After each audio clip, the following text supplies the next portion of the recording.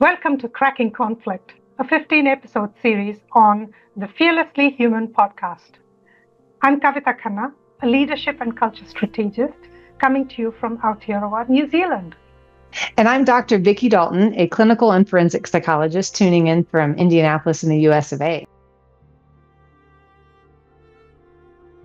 So in the last episode, we talked about the upside of friction. We talked about why it makes sense to lean into friction because that's where creativity occurs. And yet, a lot of us don't do it. Organizations don't do it. Leaders feel uncomfortable with it. And you mentioned that it had something to do with how we are wired, what's going on in our brains. So can you tell us a little bit more about it, Vicki? Sure. I think part of it I'll sort of start with when somebody reaches a place where they get so emotional and it sort of tips to this something that feels like out of their control. That's more what we would refer to as like amygdala hijack. And even if you don't know a lot of brain anatomy, that's sort of fine. The idea of the amygdala is your emotional center. And when it gets triggered, that amygdala hijack basically means that you're going to have a hard time now taking in any other data. Your brain has gone into danger mode. And so as a result of that, it starts sending this cascade of chemicals, the adrenaline, your face gets, heated and flushed, you start sweating. It's not quite a panic attack, and people might describe it as sort of rage. Some people have the experience where they freeze. This is part of triggering that system, that fight or flight, but it's actually fight, flight, or freeze. And typically when we're talking about conflict, you see this is when somebody's actually fighting. And it will rarely in professional settings be physical. But you might, the slamming of their hand on the table. In my world, it might be if we're doing it telehealth, they'll like slam down the laptop. Just for information, everybody, that doesn't stop. I can still hear everything in the background if you close the lid, just so you know. But in the big scheme of things, what's happening is your brain is going into, it has been turned on to assess true danger. Problem is, most of the time, there's no actual physical danger coming at you. You're not being chased by a saber-toothed tiger. You're not having the woolly mammoth track you down like our lower functioning brain is telling us. And so it hyperfixates on what it sees as a danger, the comment that was made that was disrespectful or hurtful, the fear that was triggered. And that whole process happens at least for a solid first 6 seconds. When that is happening, nothing else can be done. They are in it. They can't hear. And when there's all sorts of research that talks about what happens to you when you go into amygdala hijack, you literally do lose IQ points, on average like 10 points. And some of us don't have 10 points to spare. So that's hurtful. And so when people ask them, what were you thinking when you said this or when you did that? And they answer, I don't know. I wasn't thinking. That is kind of true. Now, the good news is when it dissipates, and I'll tell you how that process happens and about how long it happens, you do get your IQ points back. You do kind of calm back down. It's not lost forever. It's not lost forever, but you have a hard time understanding what you were thinking and feeling then, because it's very different when you calm down. So, and they average that whole process, those chemicals that get released into your body, that zinging like response that is happening with your nervous system, on average, that's going to take 15 to 20 minutes to dissipate. And that's assuming it doesn't get re-triggered with more arguments or fights. So I can, at the very least, slide into the idea that if you see this starting to happen for somebody, you want to try to give them some space, a graceful out, to try to rescue them, because you're not going to be able to talk them down or out of it. It's got to spiral. So we want to let them have some time and space before we bring them back to have that conflict. But there is a physiological thing that's happening. So that's the answer. And so when I think about this, for you, when you're in this work setting and you're in with corporations and in the business world, how do you see this sort of showing up maybe like with conflict within teams or maybe in feedback sessions even? Do you see this happen where people really get triggered like this? I can actually go back to one of the feedback sessions that I had as a manager that stays in my head.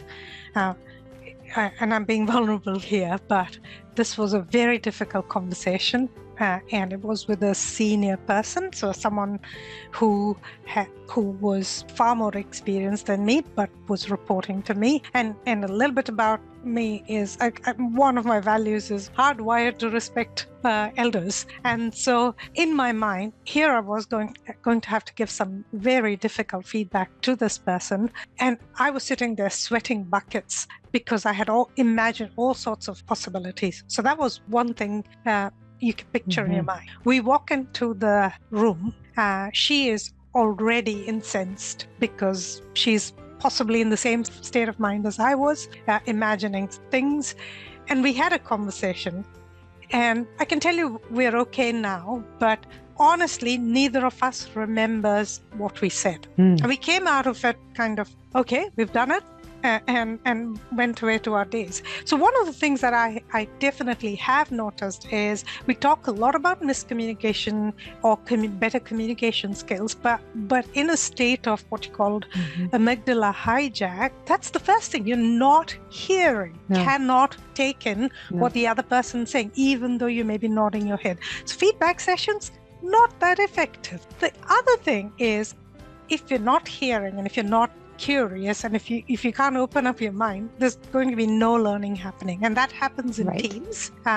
So you've got underlying tensions, and we're trying to problem solve, and everyone's got a hidden agenda because of those underlying tensions, and you kind of agree a path, but then you go outside the room and you disagree, and you kind of form these cliques, and that's the origin of office politics. So that's the other thing. No learning, although you may appear to find a solution, but you really don't. And so when no learning happens, behaviors don't change. And then the third thing that I've noticed, big thing, which is trust is lost and patterns start to set in. So trust between me as an individual and the organization, or between me and another person. So patterns of, I will in future, when this happens, I will do X, Y, Z, or my relationship with this person is horrible, I will not work with them. So you'll generalize. You'll generalize it. So you bring up a good point. When you're in amygdala hijack, and really quite a bit of time after that, you're going to have a hard, if not impossible time retrieving data that you already know, let alone putting in new data and learning it. So it's not unusual for people to truly not remember the details, what they said, what the other person said during those times. And they didn't just block it out. They didn't form the memories, of it. So even outside of amygdala hijack, the more extreme, even just with conflict, if people are listening with an agenda in mind, they're listening with a filter in place. One of the ways that I try to combat that, let's get to a little bit of tools and tricks here, is now I'd like for you to kind of repeat back what you heard me say. Out of what I just shared, what did you hear as the most valuable, or the parts that kind of stuck with you the most? And sometimes I'll signal ahead that I'm going to do that. All right, I'm going to give you some feedback, but then I want you to kind of tell me what parts of it you heard and what parts you maybe don't agree with. So they're going to be listening for that, because they're going to repeat it back. So that's one of the techniques that can help people share. And then you can say, so are we aligned? Are we agreeing this is what we're going to do? And if you don't agree, this is the time to talk about it. This is the time and the space for us to come to as close to alignment as we can. And that is supposed to help push out the agendas. This is your time to bring up those agendas. If you don't like what we're doing, let's talk about it. But when we leave this room today, we need to be on close to the same page and implementing those goals as possible. And do you find that it's almost the responsibility of the person with the greater power, whether it's in a relationship or to hold that space? You have to set the stage for it. And why is that? Well, people are, just like in the average family or household, you look to the leader to kind of set the stage and sort of style. And there are some parts in life where maybe it is more the HR person who may not have the most authority in the room, but it's their job to guide it, potentially to that point. But the reality is it comes back to some of that sense of safety.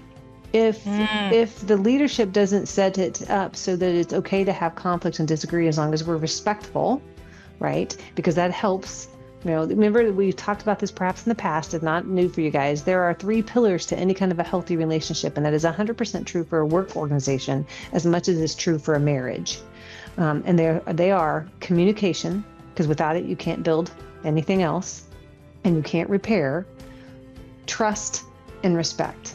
When there has been a damage or a breach in how someone has been treated, or their respect of the other person, it's got to be addressed or it stays damaged. So yes, the leader sets the stage, or the person whose job is to guide it, like the HR management. So fascinating as it is, it does sound like we need to understand how our brains work when things are kind of heightened, and maybe that's the topic we delve into in our next episode. Yeah, I like that. I like the idea, especially if we can talk about giving people tools of what to do to either manage themselves or maybe help manage other people. I feel like that would be really useful. So stay tuned. If you're interested, come on in to episode 4.